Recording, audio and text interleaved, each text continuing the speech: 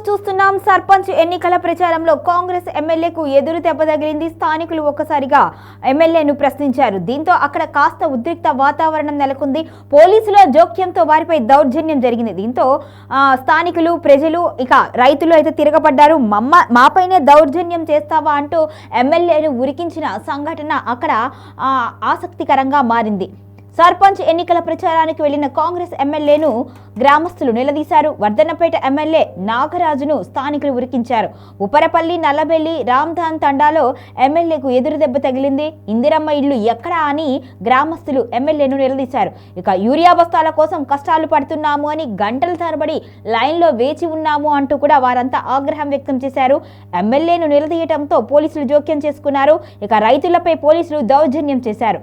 మాపైనే దౌర్జన్యం చేస్తారా అని స్థానికులు తిరుగుబాటు చేశారు. భయంతో ఎమ్మెల్యే నాగరాజు పరారయ్యారు.